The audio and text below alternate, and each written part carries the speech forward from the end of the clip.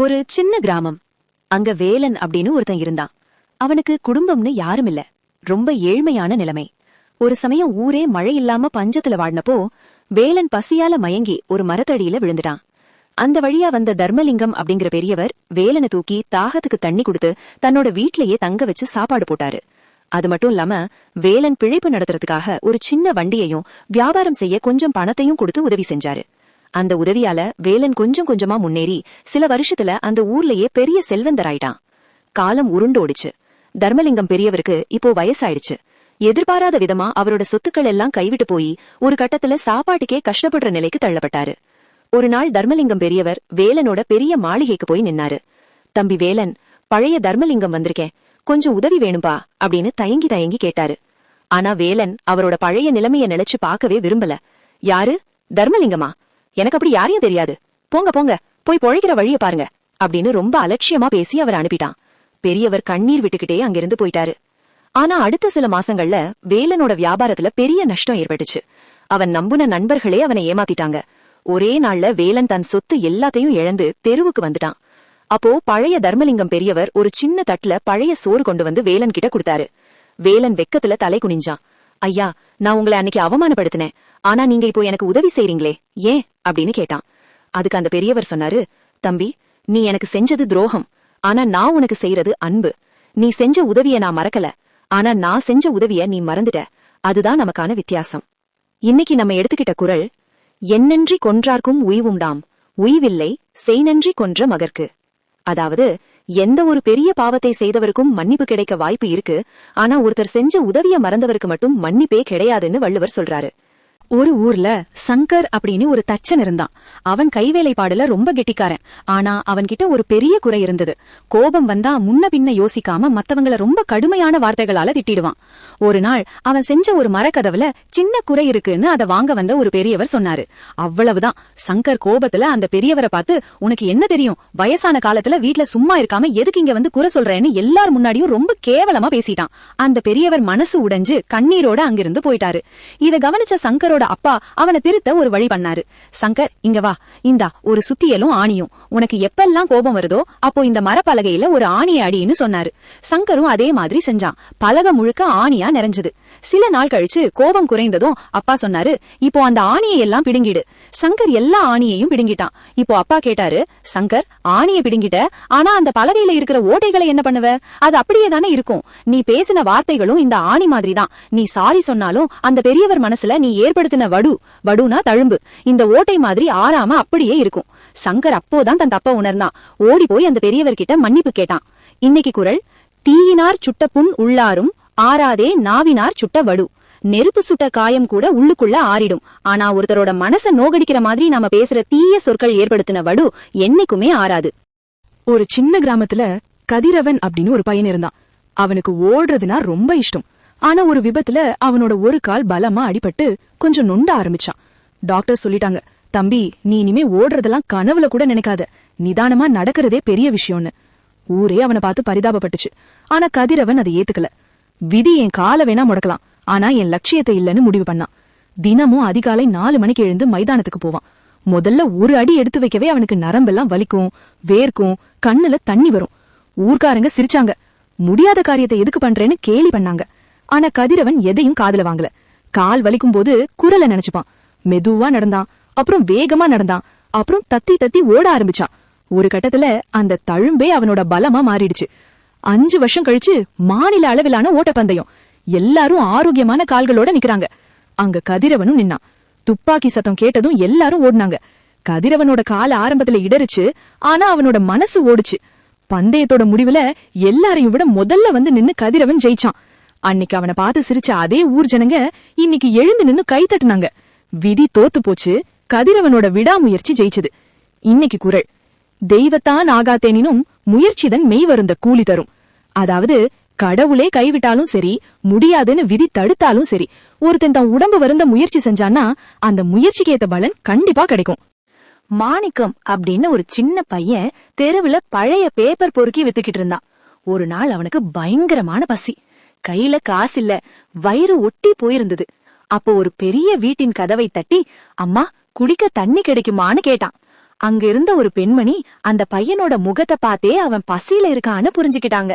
வெறும் தண்ணி மட்டும் கொடுக்காம ஒரு பெரிய டம்ளர் நிறைய நல்ல காய்ச்சின பாலையும் 2 பிஸ்கெட்டையும் கொடுத்தாங்க. அந்த பால் மாணிக்கத்துக்கு வெறும் ஆகாரம் இல்ல, அது அவனுக்கு ஒரு நம்பிக்கைய கொடுத்துச்சு. அந்த பெண்மணிக்கு ஒரு கும்பிடு போட்டுட்டு போனான். 30 வருஷம் ஓடி போச்சு. அதே பெண்மணிக்கு இப்ப வயசாயிடுச்சு. திடீர்னு அவங்களுக்கு ஒரு தீவிரமான இதய நோய் வந்து நகரத்துல இருக்கிற பெரிய ஆஸ்பத்திரியில சேர்க்கப்பட்டாங்க. ஆபரேஷன் எல்லாம் முடிஞ்சது, அவங்க குணமாயிட்டாங்க. ஆனா அவங்க மனசுல ஒரு பயம். ஆஸ்பத்திரி பில் லட்சக்கணக்குல வருமே, இதுக்கு நான் எங்க போவேன்னு கவலைப்பட்டாங்க. கடைசியா டிஸ்சார்ஜ் ஆகுற அன்னைக்கு அவங்க கையில பில் வந்துச்சு. நடுங்குற கையோட அந்த பில் கவரை திறந்து பார்த்தாங்க. அதுல ஒரு குறிப்பு மட்டும் இருந்தது. உங்களுக்கான மருத்துவ செலவு 30 வருஷத்துக்கு முன்னாடியே கட்டப்பட்டு விட்டது, ஒரு டம்ளர் பால் மூலமாக. கீழே அந்த ஆஸ்பத்திரியோட தலைமை டாக்டர் கையெழுத்து போட்டிருந்தது. அவர்தான் அந்த பழைய பேப்பர் பொறுக்கின மாணிக்கம். அன்னைக்கு அந்த அம்மா செஞ்ச அந்த ஒரு டம்ளர் பால் உதவிதான் இன்னைக்கு அவங்க உயிரையே காப்பாத்துற அளவுக்கு பெருசா வளர்ந்து நின்னது. இன்னைக்கு குறள்: காலத்தினார் செய்த நன்றி சிறிதெனினும் ஞாலத்தின் மான பெரிது. அதாவது, ஒருத்தருக்கு ரொம்ப இக்கட்டான காலத்துல நாம செய்யற உதவி அளவுல ரொம்ப சின்னதா இருந்தா கூட அந்த நேரத்துக்காக அது உலகத்தை விட பெருசுன்னு வள்ளுவர் சொல்றாரு. ஒரு காட்டில் ஒரு பழைய கிணறு இருந்தது. அந்த கிணற்றுக்கு அருகில் இருந்த ஒரு நரி காட்டில் உள்ள எல்லா விலங்குகளையும் கூட்டி ஒரு பொய்யை சொன்னது. இந்த கிணறு ஒரு மாயக்கிணறு, இதில் தண்ணீர் குடித்தால் உங்களுக்கு பறக்கும் சக்தி கிடைக்கும் என்று ஆசை காட்டியது. நரி சொன்னதை நம்பிய ஒரு மான், எனக்கும் பறக்க ஆசை என்று கிணற்றுக்குள் எட்டி பார்த்தது. நரி மெதுவாக அதன் காலை பிடித்து இழுக்க பார்த்தது. ஏனென்றால் கிணற்றுக்குள் விழுந்தால் மானை சாப்பிட்டு விடலாம் என்பது நரியின் திட்டம். மற்ற விலங்குகள் எல்லாம் நரி அண்ணன் சொல்றார்னா உண்மையாதான் இருக்கும் என்று பேசிக்கொண்டன. அப்போது அங்கே வந்த ஒரு காக்கா நிறுத்துங்க என்று கத்தியது. காக்கா புத்திசாலித்தனமாக ஒரு கல்லை எடுத்து கிணற்றுக்குள் போட்டது. கிணத்துல விழுந்த கல் பறக்கலையே, அப்புறம் நாம எப்படி பறப்போம் என்று கேட்டது. சிங்கம் நரியிடம் கேட்டது, அப்படியா நரியாரே, நீங்க முதல்ல குடிச்சு பறந்து காட்டுங்க, அப்புறம் நாங்க வர்றோம். இதை கேட்டதும் நரி பயந்து போய் அங்கிருந்து ஓட்டம் பிடித்தது. இந்த கதைக்கு நாம் எடுத்துக்கொண்ட குறள்: எப்பொருள் யார் யார் வாய் கேட்பினும் அப்பொருள் மெய்ப்பொருள் காண்பாரிவு. இதன் பொருள், எந்த ஒரு விஷயத்தை யார் சொன்னாலும் அதை அப்படியே நம்பாமல் அதன் உண்மைத்தன்மையை ஆராய்ந்து அறிவதே உண்மையான அறிவு. ஒரு அழகான காட்டில் சிங்கார் என்ற ஒரு பெரிய சிங்கம் இருந்தது. சிங்கார் ரொம்ப பலசாலி. ஆனா அவனுக்கு ஒரு கெட்ட பழக்கம் இருந்தது. யாரிடம் பேசினாலும் ரொம்ப கோபமாகவும் கசப்பான சொற்களையும் தான் பேசுவான். இதனாலேயே காட்டில் இருக்கும் மற்ற விலங்குகளுக்கு சிங்காரை பார்த்தாலே பயம். யாரும் அவன் கூட விளையாட மாட்டாங்க. ஒரு நாள் சிங்கார் ஒரு மரத்தடியில் படுத்துக் கொண்டிருந்தான். அந்த மரத்தில் நிறைய இனிப்பான மாம்பழங்கள் பழுத்து தொங்கிக் கொண்டிருந்தன. அதே மரத்தடியில் சில காய்களும் கீழே விழுந்து கிடந்தன. அப்போது அங்கே சுட்டி என்ற சின்ன முயல் வந்தது. சுட்டி ரொம்ப புத்திசாலி. அது சிங்கார் கிட்ட போய், ராஜா ராஜா, உங்களுக்கு ஒரு சின்ன போட்டி வைக்கட்டுமா என்று மெதுவாக கேட்டது. சிங்கார் அதட்டி, என்னது, என்கிட்டயே போட்டியா, என்ன சொல்லு என்றான். சுட்டி முயல் சொன்னது, இங்க பாருங்க ராஜா, மரத்துல நல்ல இனிப்பான பழங்களும் இருக்கு, கீழே விழுந்த கசப்பான காய்களும் இருக்கு, நீங்க எதை சாப்பிடுவீங்க? சிங்கார் சிரித்து கொண்டே, முட்டாள் முயலே, யாராவது பழத்தை விட்டுட்டு காயை சாப்பிடுவாங்களா? நான் நல்ல இனிப்பான பழத்தை தான் சாப்பிடுவேன் என்றான். அப்போ சுட்டி மென்மையா சிரிச்சுக்கிட்டே சொன்னது, அதேதான் ராஜா, பேசும்போது இனிப்பான நல்ல சொற்கள் எவ்வளவோ இருக்கு, ஆனா நீங்க மட்டும் ஏன் மத்தவங்க மனச காயம் பண்ற மாதிரி கசப்பான சொற்களை பேசுறீங்க? இது பழம் இருக்கும்போது காயை சாப்பிடுற மாதிரி தானே. சிங்கார் யோசித்து பார்த்தான். ஆமாம் இல்ல, நான் ஏன் எல்லாரையும் மிரட்டி பேசணும்? அன்பா பேசினா எல்லாரும் என் நண்பர்கள் ஆவாங்களே என்று புரிந்து கொண்டான். அன்று முதல் சிங்கார் எல்லோரிடமும் இனிமையாக பேசத் தொடங்கினான். இந்த கதைக்கு நாம் எடுத்துக்கொண்ட குறள்: இனிய உளவாக இன்னாத கூறல், கனி இருப்பக்க காய் கவர்ந்தற்று. பொருள்: இனிய சொற்கள் இருக்கும்போது கசப்பான சொற்களை பேசுவது, சுவையான பழங்கள் இருக்கும்போது காய்ந்த காய்களை தின்பது போன்றது.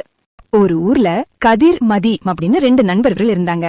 2 பேருமே நல்லா படிக்கிறவங்க தான். ஆனா கதிர் எப்படின்னா, நாம தான் புத்திசாலியாச்சே, நாம என்ன வேணா பண்ணலான்னு ஒரு அலட்சியம் கொண்டவன். மத்தவங்கள மதிக்க மாட்டான், சின்ன சின்ன பொய்கள் சொல்வான், ஆசிரியர்களிடம் மரியாதை இல்லாம நடப்பான். ஆனா மதி அப்படி இல்ல, படிப்புல சுமாராக இருந்தாலும் அவன் பழக்க வழக்கங்கள் ரொம்ப சிறப்பா இருக்கும். பெரியவங்களுக்கு மரியாதை கொடுப்பான், உண்மையே பேசுவான். அந்த ஊர்ல இருக்கிற ஒரு பெரிய கம்பெனில வேலைக்காக 2 பேரும் போனாங்க. இன்டர்வியூ முடிஞ்சது. கதிர் எல்லா கேள்விக்கும் சூப்பரா பதில் சொன்னான்.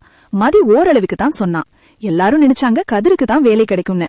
ஆனா ரிசல்ட் வந்தப்போ மதிக்கு வேலை கிடைச்சது. கதிருக்கு கோபம் வந்துடுச்சு. அந்த மேனேஜர் கிட்ட போய் சண்டைக்கு நின்னான். நான் தானே எல்லா கேள்விக்கும் சரியா பதில் சொன்னேன், எனக்கு ஏன் வேலை கொடுக்கலன்னு கேட்டான். அப்போ அந்த மேனேஜர் ஒரு வீடியோவை போட்டு காட்டினாரு. அது அந்த கம்பெனியோட ரிசப்ஷன் ஏரியா. அங்க கதிர் காத்துக்கிட்டு இருந்தப்போ அங்க இருந்த ஒரு வயசான துப்புரவு தொழிலாளிய ரொம்ப ஒருமையில பேசி தண்ணி பாட்டில அங்கேயே தூக்கி போட்டுட்டு வந்தான். ஆனா அதே இடத்துல மதி அந்த பெரியவருக்கு உதவி செஞ்சுட்டு குப்பைய தானாவே எடுத்து குப்பை தொட்டியில போட்டான். மேனேஜர் சொன்னாரு, தம்பி, உன் அறிவு உன்னை இன்டர்வியூ அறை வரைக்கும் தான் கூட்டிட்டு வரும். ஆனா உன் ஒழுக்கம் தான் உன்னை இந்த கம்பெனிலேயே உட்கார வைக்கும். எங்களுக்கு திறமையானவங்களை விட ஒழுக்கமானவங்க தான் முக்கியம். கதிர் அன்னைக்கு தலை குனிஞ்சு தன் தப்ப உணர்ந்தான். இன்னைக்கு குறள்: ஒழுக்கம் விழுப்பம் தரலான், ஒழுக்கம் உயிரினும் ஓம்பப்படும். அதாவது ஒருத்தனுக்கு எல்லா சிறப்புகளையும் தரக்கூடியது ஒழுக்கம் மட்டும்தான். அதனால அந்த ஒழுக்கத்தை உயிரை விட மேலானதா கருதி நாம காப்பாற்றணும். ஒரு ஊர்ல செல்வம், முத்து அப்படின்னு 2 நண்பர்கள் இருந்தாங்க. செல்வம் ரொம்ப வசதியானவன், முத்து ஒரு சாதாரண தொழிலாளி. 2 பேரும் உயிர் நண்பர்கள். திடீர்னு ஒரு நாள் செல்வத்தோட வியாபாரத்துல பெரிய நஷ்டம் ஏற்பட்டுடுச்சு. அவன்கிட்ட இருந்த காரு, பங்களா எல்லாம் ஏலத்துக்கு வந்துடுச்சு.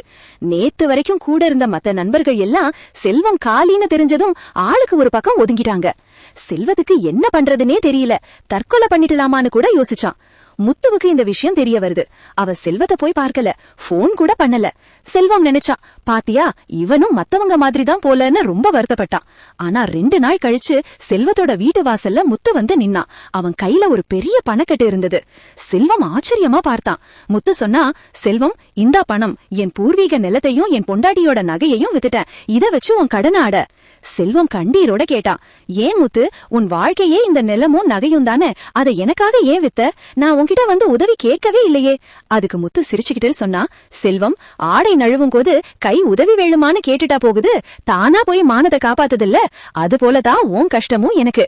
நீ கேட்டு வர்ற வரைக்கும் காத்திருக்கிறதுக்கு நான் ஒன்னும் அந்நியன் இல்ல, உன் நண்பன். செல்வம் தன் நண்பனை தழுவிக்கிட்டான். அந்த பணத்தை விட முத்து காட்டிய அந்த உண்மையான நட்பு தான் செல்வத்துக்கு பெரிய பலத்தை கொடுத்தது. குறள்: உடுக்கை இழுந்தவன் கை போல ஆங்கே இடுக்கண் களைவதாம் நட்பு. அதாவது ஒருத்தரோட ஆடை நழுவும் போது அவரோட கை எப்படி தானாவே போய் உடனே மானத்தை காப்பாட்டுமோ, அதே மாதிரி நண்பன் ஒருவன் கஷ்டப்படும் போது அவன் கூப்பிடாமலே தானாவே போய் அந்த துன்பத்தை போக்குறவன் தான் உண்மையான நண்பன். ஒரு பெரிய காடு. அந்த காட்டுக்கு நடுவுல ஒரு சின்ன குடிசை இருந்தது. அங்க ஒரு முதியவர் வாழ்ந்துட்டு வந்தாரு. அவரோட வேலை அந்த காட்டு வழியா போற வழிபோக்கர்களுக்கு தண்ணி கொடுக்கறதும் தங்குறதுக்கு இடம் கொடுக்கறதும் தான். ஒரு நாள் ராத்திரி பயங்கரமான புயல் மழை. மின்னல் வெட்டுது, இடி இடிக்குது. யாரோ ஒருத்தர் அந்த முதியவரோட கதவை தட்டுனாங்க. கதவை திறந்து பார்த்தா மழையில நனைஞ்சு நடுங்கிக்கிட்டு ஒரு வழிபோக்கர் நின்னாரு.